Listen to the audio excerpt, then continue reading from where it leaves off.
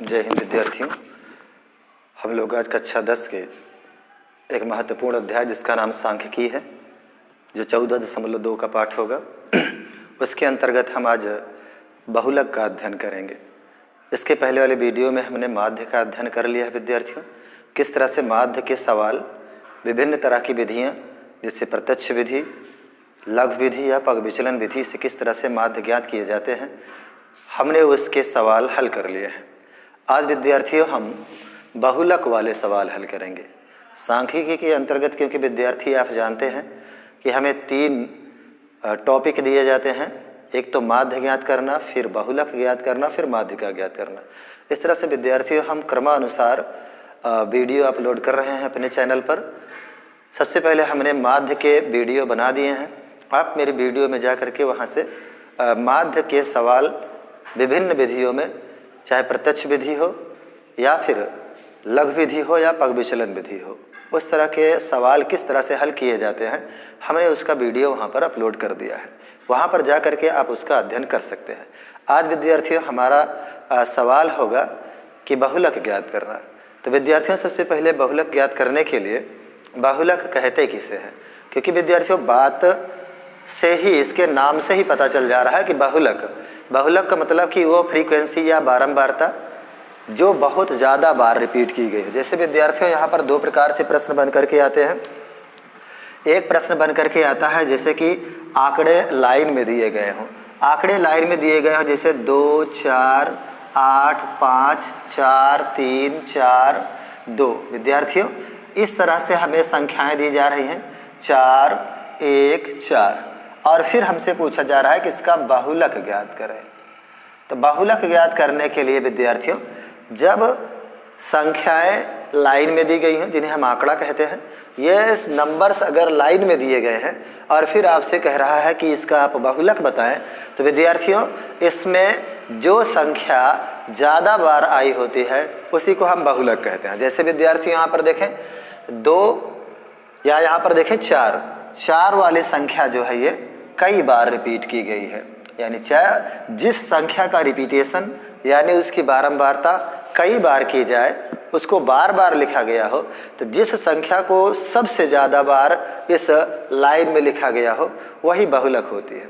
लेकिन विद्यार्थियों जब आंकड़ा वर्ग अंतराल के रूप में दिया गया, जैसा कि मैंने पहले से ही फार्मूला सवाल यहाँ पे लिख रखा है आपके लिए कि एक सवाल दिया गया है कि इसका बहुलक ज्ञात करें, और बहुलक में ये कहा गया है कि वर्ग अंतराल आपको दिया गया है। जब वर्ग अंतराल वाले सवाल में बहुलक ज्ञात करने के लिए कहा जाए तो ऐसे सवालों को ज्ञात करने के लिए हम फार्मूले का यूज़ करते हैं। तो बहुलक का फार्मूला याद करने के लिए देखें, बहुलक ज्ञात करने का सूत्र हमने यहाँ पर दे रखा है। होता है क्या, बहुलक बराबर यल क्या है, या फिर F1 माइनस F0 और बटे में 2F1 minus F0 minus F2 और गुणे में H। ये सारी चीज़ें क्या है, मैंने यहाँ क्रम से लिख दिया है। अब उसको समझ लीजिए, और समझने के बाद बड़ी ही आसानी से आप इस सवाल को हल कर पाएंगे। इसमें बहुत ज़्यादा टफ सवाल नहीं होता है, बशर्ते थोड़ा सा दिमाग यूज़ करना पड़ता है कि ये जो सारी फार्मूले में लिखे गए हैं ये कहाँ पे मिलेंगे और किस तरह से हम उनको रखेंगे और फिर हल कैसे करेंगे। तो देखिएगा विद्यार्थियों, जैसे कि हमने लिख रखा है कि जो ये यल है वो बहुलक वर्ग की निम्न सीमा। तो पहले विद्यार्थियों आप ये समझ लें कि बहुलक वर्ग क्या है। तो उसके लिए देखें, हमने कह दिया, जैसे कि मैंने लाइन में बताया कि जो संख्याएँ ज़्यादा बार रिपीट होती हैं वही हमारा बहुलक होता है। इसलिए यहाँ पर भी आप समझें कि जो हमारी फ्रीक्वेंसी यानी बारंबारता वाला कॉलम दिया गया है, इस कॉलम में जो सबसे बड़ी संख्या होगी उसी को हम बहुलक वर्ग कहेंगे, उसी को हम बहुलक कहेंगे। तो विद्यार्थियों यहाँ पर देखिए, जैसे हमें दिया गया विद्यार्थियों की संख्या जो कि हमारी बारंबारता है या फ्रीक्वेंसी है, इसमें देखें 2, 3, 7, 6 और 6, इस तरह से कई संख्याएं दी गई हैं। तो आप यहाँ देख रहे हैं कि 7 जो है ये सबसे बड़ी संख्या है। यही 7 जो होती है इसी को हम बहुलक कहते हैं। और इस बहुलक को जब हम प्राप्त कर लेंगे तो इसी बहुलक को हम कहेंगे बहुलक वर्ग की बारंबारता, यानी ये होता है हमारा F1, इसे हम F1 कहेंगे। और इसको प्राप्त करने के बाद हम इसको यहाँ से अंडरग्राउंड कर इस तरह से कर लेते हैं। इसको लिखने के बाद अब यहाँ से हम क्लियर कर लेंगे, यानी विद्यार्थियों जो हमारी सबसे बड़ी संख्या होती है उसे हम कहते हैं F1। F1 का मतलब हो जाएगा बहुलक वर्ग की बारंबारता। और इस बहुलक वर्ग की जो सबसे बड़ी संख्या होगी उसके पहले जो होती है वो बहुलक वर्ग के पहले की बारंबारता होती है, यानी जो बड़ी संख्या उसके पहले वाली संख्या को हम बहुलक वर्ग की पहले की संख्या कहेंगे और इसका मान होता है F0, इसको F0 रख लीजिए। उसी तरह से यदि हम यहाँ पे F1 की बात करें तो F1 के बाद वाले संख्या को कहते हैं बहुलक वर्ग के बाद की बारंबारता, तो इसे हम F2 से प्रदर्शित करेंगे। विद्यार्थियों अब यहाँ से चले आइए इसमें, तो मैंने जैसे कि पहले बता रखा है कि जो वर्ग अंतराल होता है, वर्ग अंतराल की यहाँ से जो ये सारी से जैसे 10 से 25, 25 से 30, 25 से 40, 40 से 55, 55 से 70, 70 से 85, 85 से 100, इस तरह से जो संख्याएं दी गई हैं इसमें आप गौर कीजिए कि जो संख्या इधर लिखी गई है इसे निम्न सीमा बोलते हैं और इधर जो लिखी गई उन्हें उच्च सीमा बोलते हैं। और ये जो यल है बहुलक वर्ग की निम्न सीमा है। तो बहुलक वर्ग तो आपने इसको मान रखा है और इसके कॉलम में यहाँ पर जो अपने यहाँ पर घेर रखा है इसको, ये हमारी बहुलक वर्ग की निम्न सीमा हो जाएगी और बहुलक वर्ग की ये उच्च सीमा हो जाएगी। विद्यार्थियों हमें सिर्फ बहुलक वर्ग की निम्न सीमा लिखना है और इसे हमने यल लिख दिया है। एक फार्मूले में यश आ रहा है। यश क्या है विद्यार्थियों? वर्ग अंतराल की माप है। वर्ग अंतराल मतलब कि कितने का गैप चल रहा है। देखें 10 से 25 है, 25 से 40 है, इस तरह से देखेंगे कितने का गैप चल रहा है। तो जो गैप चल रहा है विद्यार्थियों उसी का हम यहाँ पे ध्यान देंगे। जैसे 10 से 25 में कितने का गैप चल रहा है? 15 का गैप चल रहा है। फिर 15 का यहाँ पे भी गैप चल रहा है, 15 का यहाँ पर भी गैप चल रहा है, 15 का यहाँ पर भी गैप चल रहा है। तो इस तरह से विद्यार्थियों आप देख रहे हैं कि जो यच होगा हमारा वो वर्ग अंतराल का जो अंतर होगा दोनों संख्याओं के बीच में उसे ही हम कहते हैं यच कहते हैं। एक बार विद्यार्थियों फिर से फार्मूले पे आप ध्यान दे लीजिए। फार्मूला समझ में आ जाएगा तो सवाल बड़ी ही आसानी से समझ में आ जाता है। बहुत ज़्यादा कठिन सवाल ये नहीं होता है। बशर्ते बहुलक वर्ग में जब वर्ग अंतराल वाले सवाल हमको दिए जाएं तो उसमें सबसे पहले हम बहुलक वर्ग ढूंढते हैं। बहुलक वर्ग की बारंबारता उसे कहते हैं जो कि सबसे बड़ी संख्या होती है। बड़ी संख्या के पहले वाली संख्या को हम बहुलक वर्ग के बाद वाली संख्या कहेंगे, जिसे हम फार्मूले में F0 के नाम से रखेंगे। और बहुलक वर्ग के बाद वाली संख्या जो होगी वो F2 होगी। बहुलक वर्ग के निम्न सीमा जो होगी उसे यल कहेंगे और इनके बीच में जो अंतराल चल रहा है उसे हम वर्ग अंतराल की माप कहेंगे। अब विद्यार्थियों कुछ नहीं करना है, बस केवल फार्मूला लिख लीजिए और इसी पे आप अपना ये मान सारा रख करके हल कर दीजिए। आपका सवाल बड़ी आसानी से आ जाता है। जैसे विद्यार्थियों यहाँ पर देखें,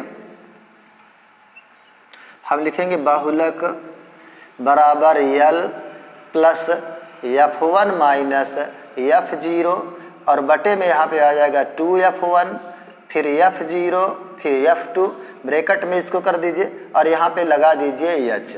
यच का मतलब उसका अंतराल हो जाएगा। अब विद्यार्थियों यहाँ से जितनी भी हमने सबको इंगित कर रखा है, यहाँ पे सबको निर्देशित कर रखा है और सबको उठा के जहाँ जाओ फार्मूले में जो चीज़ें हैं वहाँ पे रख लेते हैं। जैसे विद्यार्थियों यहाँ पे यल देखें तो यल क्या है? निम्न सीमा और इसे यल कहते हैं। तो यहाँ पर आप लिख लीजिए 40।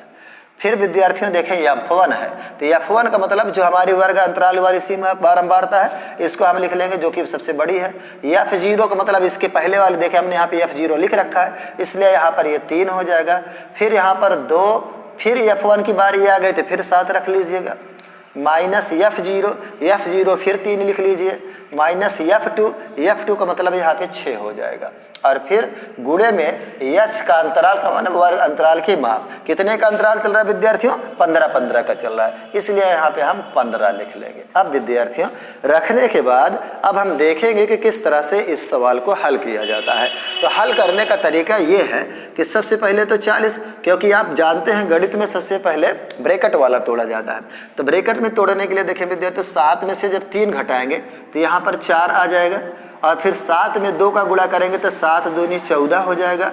और माइनस में अब देखें माइनस माइनस हमेशा जुड़ता है, जुड़ तो जाएगा लेकिन चिन्ह माइनस का ही लगेगा, इसलिए 6 3 9 कर दीजिए और गुणे में 15 कर दीजिए। अब आगे विद्यार्थियों आपको क्या करना है, यहाँ पर फिर 40 लिखिए, 4 लिखिए, 14 में से 9 घटा दीजिए तो यहाँ आ जाएगा 5 और गुणे में 15। अब जब हमने सारे सवाल यहाँ पे हल कर लिए चिन्हों को तो ब्रैकेट टूट जाता है। ब्रैकेट खत्म होने के बाद देखें हमने 4 लिख लिया, 14 में से जब 9 घटा दिए तो हमें 5 मिल गया। यहाँ पर अब गुणे 15 है। अब विद्यार्थियों यदि इस 5 से ये वाली गिनती कट रही है तो काट दें, या फिर यहाँ वाली कट रही है तो काट दें। तो विद्यार्थियों 4 तो कटेगा नहीं, लेकिन 5 से 15 कट जाएगा, इसलिए 5 1 के 5, 5 तिहाई 15। अब आपके पास जो संख्या बची हुई है वो बची है 40 और उसके बाद प्लस, और यहाँ पर देखें 4 बचा हुआ है और गुणे 3 बचा हुआ है। तो 4 गुणे 3 का मतलब 4 का गुणा 3 में कर दीजिए तो 4 तिहाई 12 हो जाएगा। अब विद्यार्थियों इसी को जोड़ दें तो 40 में जब 12 जोड़ेंगे तो ये आ जाएगा 52। इस तरह से विद्यार्थियों आपने देखा कि हम बड़ी ही आसानी से किसी भी बारंबारता सारणी से हम बहुलक का मान प्राप्त कर लेते हैं। एक बार विद्यार्थियों फिर से सवाल को ध्यान से देख लीजिए, आपके समझ में आ जाएगा। सबसे पहले विद्यार्थियों फार्मूले के बारे में भी कभी कभी पूछ लेता है, फार्मूला दे देता है और कहता है कि ये यल क्या है। तो यल क्या होती है, बहुलक वर्ग की निम्न सीमा होती है। या F1 के बारे में पूछ लेगा, F0 के बारे में। इसीलिए मैं आपकी सहूलियत के लिए यहाँ पर ये सारी बातें लिख दिया हूँ और इस चीज़ों को आप याद रखिएगा कि कहाँ पर किस तरह से हम सारणी में प्राप्त करते हैं। तो जब कभी भी आपको बहुलक वाला सवाल दिया जाएगा लगाने के लिए तो सबसे पहले बारंबारता वाले कॉलम में आप सबसे पहले ये ढूंढिएगा कि कौन सी संख्या बड़ी है। जो संख्या बड़ी होगी उसे हम F1 कहेंगे, उसका नाम होता है बहुलक वर्ग की बारंबारता, यानी ये बहुलक वर्ग की बारंबारता है। अब इस बहुलक वर्ग को हमने F1 लिख दिया है। अब इस बहुलक वर्ग की बारंबारता के पहले जो संख्या, ठीक पहले जो संख्या होगी उसे हम कहेंगे बहुलक वर्ग के पहले की बारंबारता, जिसे हम F0 कहेंगे। बहुलक वर्ग के बाद की बारंबारता जिसे हम F2 कहेंगे। इस तरह से हमने यहाँ पर ये सब तीनों चीज़ें इकट्ठा कर ले। अब यहाँ पर आइएगा तो निम्न हो गई। अब उसके बाद जो यच है, यच क्या होता है, यहाँ पर आप देखिए 25 में से जब 10 घटाएंगे तो 15 का अंतराल चल रहा है, यानी सभी संख्याओं के बीच में जब 15-15 का अंतराल चल रहा है तो उसी को हम यच कहते हैं या वर्ग अंतराल की माप कहते हैं। सारे सवालों को, सारे मान को हम यहाँ रख लेंगे। देखिए यल की वैल्यू हमने कितना पाया था, 40 रख लेंगे। F1 की वैल्यू आपके पास 7 है, हम 7 रख लेंगे। अच्छा F0 की वैल्यू हमारे पास 3 है, हम 3 रख लेंगे। फिर F1 की वैल्यू है, देखें विद्यार्थियों यहाँ पर 2 हमेशा रहेगा फार्मूले में, और यहाँ पर F1 यहाँ बीच में गुणा है तो जब हम अंक रखेंगे तो यहाँ पर गुणा का निशान दिखा देते हैं। तो 7 दूना 14 हो जाएगा, और फिर ये माइनस माइनस जोड़ देंगे तो -9 हो जाएगा। 14 में से 9 घटाएंगे तो 5 हो जाएगा। 5 से इसको काट रहा है तो काट दीजिए, यदि नहीं कट रहा है तो 5 का इसका गुणा इसमें करके फिर 5 से भाग देते, लेकिन यहाँ पे कट रहा है इसलिए हम काट करके इसका और इसमें गुणा करके हमने जोड़ दिया, हमारा आंसर प्राप्त हो जाता है। इस तरह से विद्यार्थियों आप बड़ी ही आसानी से किसी भी बहुलक वाले सवाल को हल कर सकते हैं। थोड़ा सा ध्यान देने की बात है, धैर्य रखने की बात है। जब धैर्य से और ध्यान दे करके आप पढ़ेंगे तो आपको सवाल बहुलक का लगाने में कोई परेशानी नहीं होगी। तो विद्यार्थियों इस सवाल का आप स्क्रीनशॉट ले लीजिए। जय हिंद।